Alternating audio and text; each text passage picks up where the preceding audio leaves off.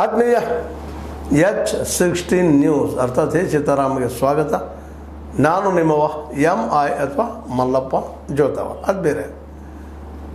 BJP ರಾಜ್ಯಾಧ್ಯಕ್ಷ ಯಾರು ಇನ್ನೂ ಬಗೆಹರಿತಾ ಇಲ್ಲ, ಸಮೀಪದಲ್ಲಿ ಬಗೆಹರಿಯುವಾಗಿ ಕಾಣ್ತಾ ಇಲ್ಲ.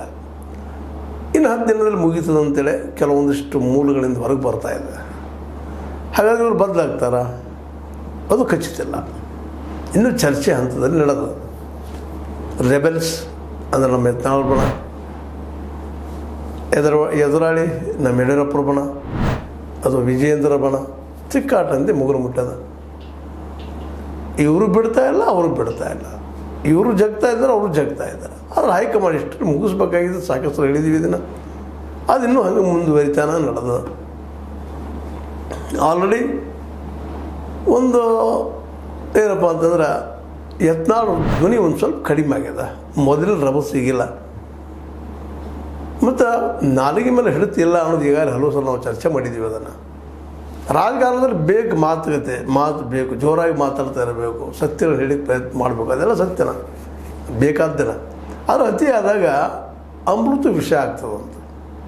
ಇವರು ಅತಿಯಾದಂಥ ಇಳಿಸಲೇಬೇಕು 1 ಪ್ರೋಗ್ರಾಮ್ ವಿಜಯೇಂದ್ರನ ಅನ್ನುವಂಥದ್ದು ಏನು ಇವ್ರು ಹೇಳಿದ್ದಾರೆ. ಅಟ್ಲೀಸ್ಟ್ ಅದರ ಸಲುವಾಗಿ ಬೇರೆ ಬೇರೆ ಪ್ಲ್ಯಾನ್ಗಳನ್ನು ಮಾಡಬೇಕಾಗಿತ್ತು. ಅದೇನೂ ಇಲ್ಲ, ಬಾಯಿ ಬಿಟ್ಟರೆ ಇಲ್ಲ, ಅವ್ರು ಅಯೋಗ್ಯದಾರ, ಭ್ರಷ್ಟದಾರ, ಮತ್ತೇನು ಹೊಸ ವಿಚಾರಗಳನ್ನು ಹೇಳಕ್ಕೆ ಸಾಧ್ಯ ಆಗ್ತಾಯಿಲ್ಲ. ಪರಿವಾರ ಭ್ರಷ್ಟ ಇವೇ ವಾದಗಳು, ಇವೇ ವಾದ ನಡೆಸ್ತಾ ಇದ್ದಾರೆ. ಪಾರ್ಟಿ ಹಾಳಾಗಿ ಹೋಗ್ತದೆ ಅನ್ನುವಂಥ ಮಾತು ಮಾತಾಡ್ತಾರೆ. ಆದರೆ ಹೇಗೆ ಹಾಳಾಗಿ ಹೋಗ್ತದೆ ಅದು ಅನ್ನೋದು ಕನ್ವಿನ್ಸ್ ಮಾಡೋಕ್ಕಾಗ್ತಾಯಿಲ್ಲ.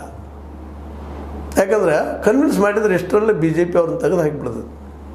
ಇವ್ರಿಗೆ ಕನ್ವಿನ್ಸ್ ಮಾಡೋ ಸಲುವಾಗಿನ ವಿಧಾನಸಭಾ ಚುನಾವಣೆಯಲ್ಲಿ ಅವ್ರನ್ನ ಬದಿಗೆ ಸರಿಸಿದ್ರು ಹೈಕಮಾಂಡ್ದವ್ರು. ಆ ಸಮಯದಲ್ಲಿ ಏನಾಯ್ತು ನಿಮಗೆ ಗೊತ್ತದ, ನಿಮ್ಮ ಮುಂದೆ ರಿಸಲ್ಟ್ ಅದು ದೊಡ್ಡ ರಿಸಲ್ಟ್ ಅದ. ಎಂದೂ ಇಲ್ಲದ ಬಹುಮತ ಕಾಂಗ್ರೆಸ್ಸಿಗೆ ಬಂದುಬಿಟ್ಟಿತ್ತು. 136